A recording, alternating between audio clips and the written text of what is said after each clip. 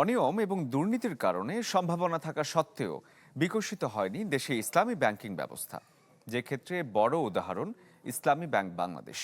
শনিবারের সেমিনারে বক্তারা বলেন, রেমিটেন্স, এসএমই, কৃষি ও শিল্প খাতে গুরুত্বপূর্ণ অবদান রাখলেও আবারও দুরবস্থায় ব্যাংকটি। অভিযোগ করা হয়, ব্যাংক রেগুলেশন আইনের পরিবর্তনের মাধ্যমে তৈরি হয়েছে লুটেরা গোষ্ঠীর ফিরে আসার পথ।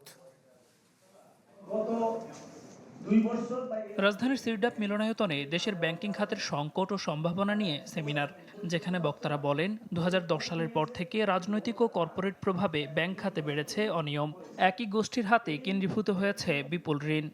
বিশেষ করে ইসলামী ব্যাংকগুলোতে লুটপাটের কারণে সৃষ্টি হয়েছে অস্তিত্ব সংকট। বোর্ড পরিবর্তন, নতুন পরিচালক ব্যবস্থাপনার নিয়োগ তারা করতে থাকে। আলোচিত প্রভাব বিস্তারের কৌশল ছিল পরিচালনা পর্ষদের প্রভাব, মানব সম্পদের হস্তক্ষেপ, সহযোগী প্রতিষ্ঠানের মাধ্যমে অর্থায়ন, বেনামি কোম্পানির ব্যবহার। বাইরের কোনো ল্যাব থেকে পরীক্ষিত পরামর্শ দ্বারা যে এটাকে শেষ করে দাও, এই তকমা লাগিয়ে তাহলে তোমরা চিরকাল ক্ষমতায় থাকতে পারবা। তথ্য অনুযায়ী 2024 সালে খেলাপি ঋণ ছিল 2.11 লাখ কোটি টাকা, যা 2025 সালে বেড়ে দাঁড়ায় 5.57 লাখ কোটি টাকায়। একীভূত হওয়া ইসলামী ব্যাংকগুলোর খেলাপি ঋণের হার 66 থেকে 96% পর্যন্ত। আমরা ইনস্টিটিউশনাল ওনারশিপ বলি, government ownership, private ownership, international আর ওভারসিজ ওনারশিপ।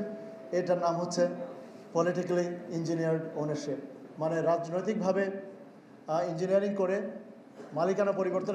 ইসলামী ব্যাংকগুলোর যারা শরিয়ার দায়িত্ব পালন করেন তাদের কি কিছুই বলার ছিল না? এই যে এত বড় একটা বিপর্যয় হয়ে গেল, এখানে কি শরিয়ার কোনো সে নাই? রাজনৈতিক পরিবর্তনের পর ব্যাংক খাতে পুনর্গঠন শুরু হলেও ব্যাংকিং রেগুলেশন আইনের একটি ধারা নিয়ে নতুন উদ্বেগ তৈরি হয়েছে বলে মত বক্তাদের। ব্যাংকিং খাতের সুশাসনের ঘাটতি আছে বা ছিল, বা এখনো হয়তো সেইভাবে সবগুলো অতিক্রম করা যায়নি।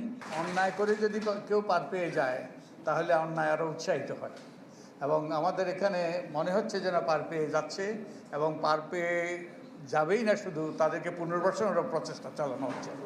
সেমিনারে ব্যাংক খাতে শৃঙ্খলা ফিরিয়ে আনতে, লুটপাট ও অনিয়ম প্রতিরোধ এবং আস্থা পুনঃপ্রতিষ্ঠায় ব্যাংক দখল প্রতিরোধ ও আইনের সংস্কারে জোর তাগিদ দেওয়া হয়। তাই বাংলাদেশ ব্যাংকের স্বাধীনতা অত্যন্ত গুরুত্বপূর্ণ। দেলোয়ার দোলন, চ্যানেল 24, ঢাকা।